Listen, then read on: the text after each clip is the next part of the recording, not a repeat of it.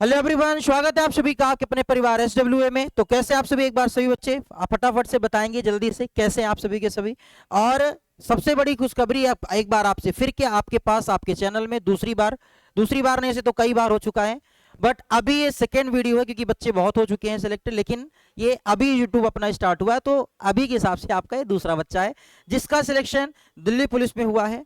ठीक है, तो इन्हें इसलिए बुलाया गया है क्योंकि हम इनका सम्मान कर सके और इन्होंने हमारे संस्थान का नाम बहुत ऊंचा किया है, तो इनका सम्मान करेंगे भैया आशीष सर।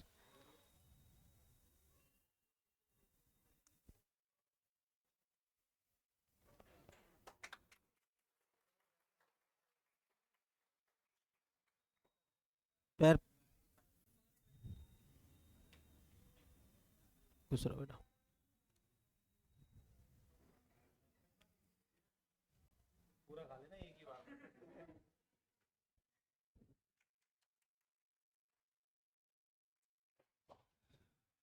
अब मैं एक ही में उसका काम हो जाएगा, आधा गिलास।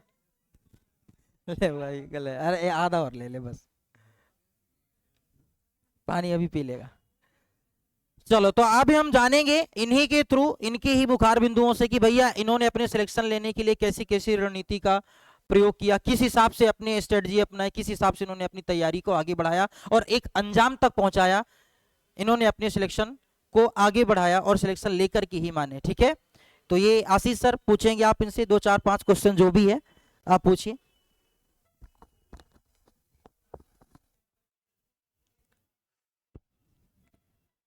हाँ देवेंद्र, तो मैं ये पूछना चाहता हूँ, मतलब तुमने तैयारी कब शुरू की थी, है ना, कितना मतलब टाइम दिया तुम्हें आज तक सिलेक्शन लेने में, और तुम्हारे जो भी सब्जेक्ट है ना दिल्ली पुलिस में आते हैं, जैसे मैथ्स हो गया, रीजनिंग हो गया, है ना, जो भी सब्जेक्ट आते हैं, तो उनका मतलब पढ़ने का आपकी मतलब मतलब घर पे जो पढ़ते थे उनकी प्लानिंग क्या थी, किस सब्जेक्ट को कितना टाइम देते थे।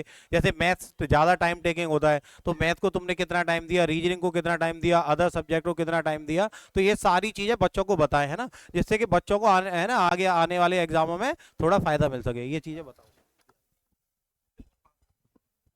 बिल्कुल नहीं, या लगा लो आप। नहीं ऐसे ठीक।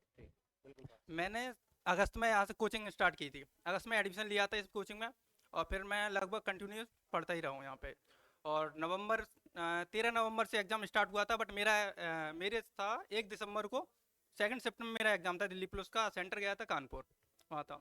मैंने मैथ आशीष सर पढ़ाते थे, और मतलब कोचिंग यहीं से की है प्रॉपर।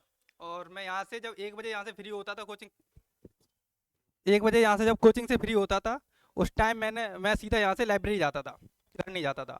मतलब कि रूम लेकर रह रहा हूँ, मैं यहाँ का हूँ नहीं, फिरोजाबाद से हूँ। तो मैं सीधा यहाँ से गया, और कृष्णा लाइब्रेरी थी, वहाँ लाइब्रेरी जाता था। लाइब्रेरी से मैं 8:30 या 9 बजे फ्री होके, फिर वहाँ से 9 बजे मैं सीधा अपने रूम पे गया, बैग रखा और मेस पे खाना खा के सो जाता था। नाइट में मैं ज़्यादा पढ़ता नहीं था, 9 बजे तक ही लाइब्रेरी यहाँ से।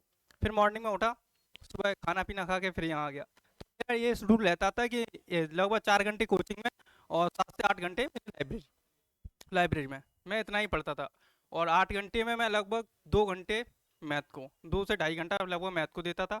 और तुम्हारा जीएस को मैंने टाइम थोड़ा ज़्यादा दिया, क्योंकि बिकॉज मेरी जीएस वीक थी, जीएस को दिया। और कंप्यूटर का मैंने अलग से एक दो बुक ले रखी थी, बिकॉज यहाँ कंप्यूटर की कोई कोचिंग करा नहीं रहा था।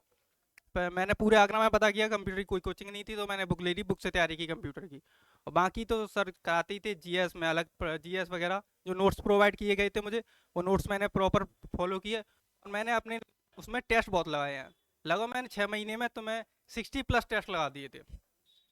हाँ, लगभग 45 टेस्ट मैंने लगाए थे टेक्स्ट बुक पे, जो मेरे अभी भी है उसमें। और उस पर बाकी की और भी ऐप थे, उन पे कुछ किसी को संडे को स्पेशल आता है, तो ऐसे लगाए लगभग 60 टेस्ट लगाए थे, जिसमें स्कोर किसी में 62 70, मेरा लास्ट स्कोर 75 तक लास्ट गया था, 75 लास्ट, इससे ऊपर मेरा स्कोर कभी गया नहीं, इतना ही रहा है। और फिर मुझे मुझे लगता भी नहीं था कि हो जाएगा, बट मैंने कि डाला है तो मैं देने तो जाऊंगा ही। फिर मैं देने गया था और पेपर ठीक हुआ था, मैं सही है। फिर मैं रिटर्न आके फिर मैंने फिजिकल की तैयारी की और देन हो गया। मेरी ज्वाइनिंग है 1 जुलाई को। इनको आपका वो ज्वाइनिंग लेटर है। सर वो ईमेल पे है, फ़ोन पे।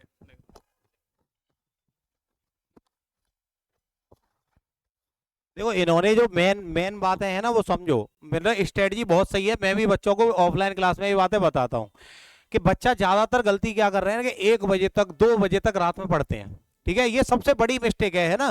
तुम्हें लग रहा है 2 बजे तक 3 बजे तक पूरी रात हम पढ़ेंगे, तो उससे क्या होता है, दिन खराब हो जाता है। दिन खराब होने का मतलब बच्चा कोचिंग में फिजिकली प्रेजेंट तो है लेकिन उसका दिमाग प्रॉपर काम नहीं करेगा। अगर तुम 3 बजे 2 बजे तक पढ़ रहे हो, तुम्हारी नींद क्या पूरी हो पाएगी? 4 से 5 घंटे की नींद लेके क्लास में बैठोगे तो दिन भर सुस्ती ही रहेगी।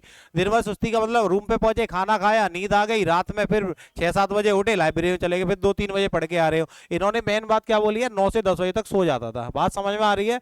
तो मतलब सारे बच्चों को ये बात ध्यान रखनी है, ज्यादा रात तक नहीं पढ़ना, मैक्स टू मैक्स 11 बजे तक पढ़ना है। जो बच्चे क्या कर रहे हैं, कोचिंग भी कर रहे हैं, कोचिंग के साथ लाइब्रेरी जा रहे हैं, उनको 11 बजे तक हर सूरत में सो जाना है। अगर तुमने जैसे पढ़ाई पूरी कर रखी है, मतलब कोर्स पूरा कर लिया है, फिर तो तुम पे डिपेंड करता है। अगर लाइब्रेरी नाइट की ज्वाइन करनी है या दिन की ज्वाइन करनी है, वो डिपेंड करेगा। लेकिन जो बच्चा कोचिंग भी जा रहा है वो नाइट में लाइब्रेरी में ज्यादा टाइम तक ना रहे, मैक्स टू मैक्स 11 बजे तक सो जाए, जिससे कि 7 से 8 घंटे की नींद पूरी हो जाए, तभी दिमाग प्रॉपर काम करता है। दूसरी इनकी स्ट्रेटजी का सबसे मेन पॉइंट रहा है मॉक टेस्ट। मैं हमेशा से कहता आ रहा हूं, जो बच्चा कितना भी तैयारी कर ले, अगर बच्चे को किसी को 100% तैयारी है, किसी को 80% तैयारी है, अगर एक बच्चा 100 मॉक लगा के जा रहा है, एक बच्चा बिल्कुल मॉक नहीं लगा के जा रहा, मैं गारंटी दे रहा हूं जो 100% वाले तैयारी है ना, उसके नंबर कम आएंगे एग्जाम में।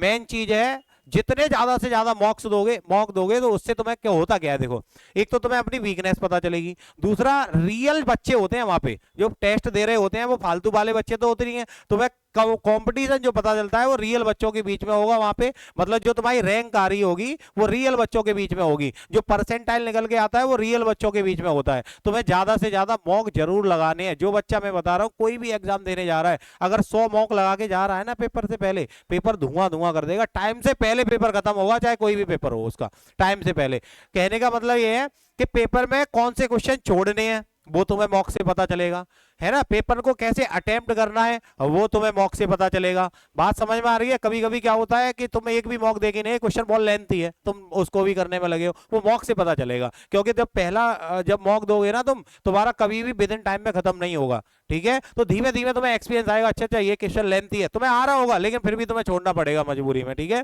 तो ये सारी की सारी चीजें मॉक से पता चलती हैं। और सबसे अच्छा रिवीजन है, सबसे इंपॉर्टेंट बात है मॉक की, कि एक ही बार में पूरे के पूरे चारों सब्जेक्ट का रिवीजन सबसे इंपॉर्टेंट। क्योंकि जैसे मैथ्स आता है, उसमें मैथ्स के 20 क्वेश्चन आए तो एक ही चैप्टर से थोड़ी ना होंगे, एक प्रॉफिट एंड लॉस से, एक सीआई से, एक मेंसुरेशन से, एक ज्योमेट्री से, तो पूरे के पूरे, है ना, पूरे के पूरे सिलेबस का एक ही बार में रिवीजन हो रहा है। समझ आया? ये मेन इंपॉर्टेंट बात है। कहीं से तुम्हें कोई क्वेश्चन नहीं आया जैसे प्रॉफिट एंड लॉस का, तो तुम्हें अपनी वीकनेस पता चली ना, प्रॉफिट एंड लॉस मेरा सही नहीं है, तो उसको रूम पे आगे रिवीजन करो, ठीक है। तो मॉक बहुत ज्यादा इंपॉर्टेंट रोल प्ले करते हैं किसी भी बच्चे के सिलेक्शन में। तो मुझे कोई ये बच्चा देखा ना 60 मॉक बता रहा है, कोई बच्चा खड़ा करना जिसने सिलेक्शन लिया है, ठीक है, तो उसके मॉक देखना, नंबर ऑफ मॉक कितने अटेम्प्ट किए। मैं तो ये कह रहा हूँ इवन रैंक 1 भी ला रहा है ना, रैंक 2 ला रहा है, रैंक 3 ला रहा है, रैंक 10 ला रहा है, तो उसके नंबर ऑफ मॉक उतने ही ज्यादा अटेम्प्ट किए होंगे उसने। जो रैंक 1 या 2 लेके आते हैं ना, वो बहुत ज्यादा मॉक देते हैं, 100 200 मॉक दे देते हैं। मतलब जैसे इन्होंने टेक्स्ट बुक का बताया, तो ऐसे ही बहुत सारे प्लेटफॉर्म अलग, जैसे हॉलीवुड का नाम सुना होगा तुमने, है ना। तो ये बहुत सारे मॉक के लिए फेमस ऑनलाइन प्लेटफॉर्म है, ज्यादा से ज्यादा मॉक दिया करो, है ना। चलो, इनका मतलब ज्वाइनिंग लेटर इन्होंने मंगा लिया, एक बार बच्चों को दिखाते हैं। और क्या,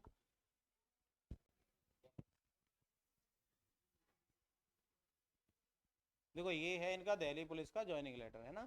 ये वैसे टेलीग्राम पे शेयर भी कर देंगे, ठीक है। चलो एक बार फिर से